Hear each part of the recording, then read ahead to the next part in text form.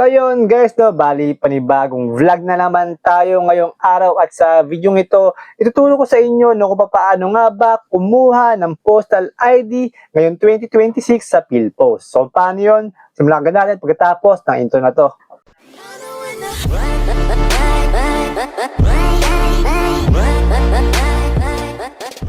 Ngayon, dun muna tayo sa requirements. Ano nga ba yung mga kailangan mong dalhin kapag kukuha ka ng postal ID? Ayan, bali ito nga pala yung dapat mong dalhin.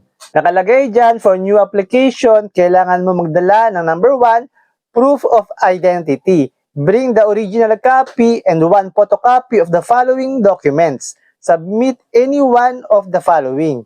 Ayan, national ID, pag wala kang ID, pwedeng birth certificate, PSA, or local civil registry. Ayan, GSIS UMID card, SSS UMID card, driver's license, passport, ayan, and marriage certificate.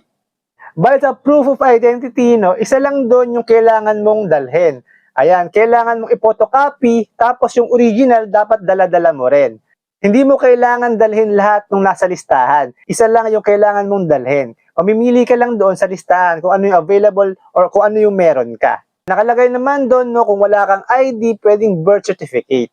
Number 2, no, yung proof of address. Bring the original copy and 1 photocopy of the following documents. Submit any one of the following.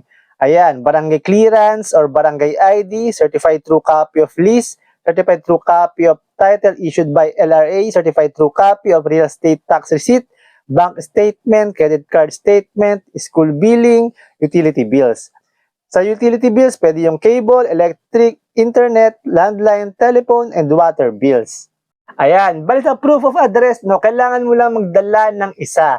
Ayan, dadalhin mo yung original at photocopy nun. Hindi mo kailangan dalhin lahat, no, pipili ka lang ng isa. Kailangan mong dalhin yung original copy at dapat meron kang photocopy nun. Bali nung kumuha ako, no, ang dinala kong requirements ay yung original passport ko, tapos may photocopy ako nun. Tapos sa proof of address ko, ang dinala ko yung bill ko ng water. Dala-dala ko yung original tapos photocopy. Oo nga pala guys, no, pag kukuha kayo ng postal ID, no, magdala kayo ng ballpen.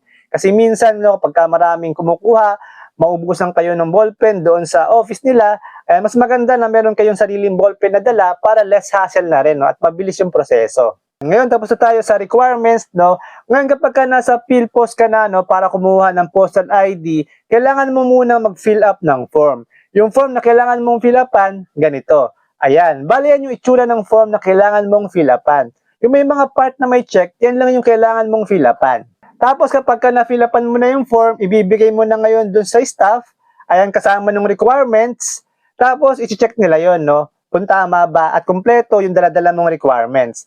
Tapos, pagkatapos nun, kailangan mo na magbayad ng fees. Sa pagkuha nga pala ng postal ID, no, ang biniyaran namin is 550 pesos. Ngayon, kailangan mo nang bayaran yon, tapos bibigyan ka nila ng resibo. After ng checking ng requirements mo, tapos payment ng fees, ang next doon is picture taking na, tapos pagre-register ng info mo doon sa system nila.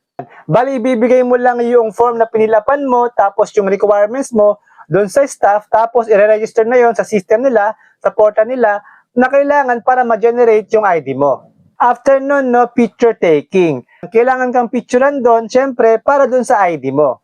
Sa picture taking, guys, no, ito nga pala yung mga prohibited o yung bawal.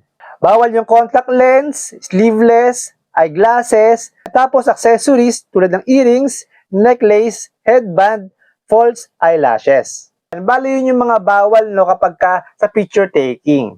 And after ng picture taking is yung biometrics. I-register ngayon yung fingerprint mo. After nun, no, double checking ng details. Kung tama ba yung pag-input ng staff dun sa details mo. Ayan, so ipapakita sa iyo yung mga details. So i-check mo yun kung tama ba at kompleto yung pagkakalagay. Lalo na sa pangalan, ayan, sa birthday, tapos sa address mo. Ayan, kailangan ma-check mo siya no, na tama para tama rin yung lalabas dun sa ID mo. Ayan, tapos dun na guys natatapos ang proseso ng pagkuha ng postal ID. Bali, hintayin mo na lang yon na i-deliver dun sa address mo. Ayan, ang nakalagay doon, 20 working days, yung ano nila, yung palugit nila para ma-deliver sa inyo. Ayan, base sa experience ko, no, hindi siya umabot ng 20 working days. Siguro mga isang linggo lang mahigit at na-deliver na kagad sa amin yung ID. Kapag i-deliver na sa iyo yung ID, kailangan mo lang magpakita ng proof of identity doon sa kartero. Ayan, para makuha mo ngayon yung ID. O nga pala guys, ang validity ng postal ID ay 3 years na. Kapag nakakuha ka ng postal ID, meron ka na ngayong government ID na valid for 3 years. Ayan, maganda nga pala yung quality ng postal ID. Ayan, naka-PVC siya, plastic siya na matigas. Ayan, hindi siya papel, kaya hindi siya basta-basta mapupunit. Ang postal ID ay isang valid government ID na pwede mong gamitin sa pagre-register ng SIM card. Ayan, kapag meron kang mga kailangang i-process na papeles na kailangan ng government ID, ayan, pwede yung postal ID. Kasi ang postal ID ay valid government ID. So yun guys, no, sana nagkaroon kayo ng panibagong idea at informasyon sa video na to. At sana supportan nyo itong vlog na to by subscribing to this channel kasi mag-upload pa ako ng mga gatong klaseng video susunod para rin sa atin. Hanggang dito na lang muna, tingnan kayo palagi and peace out.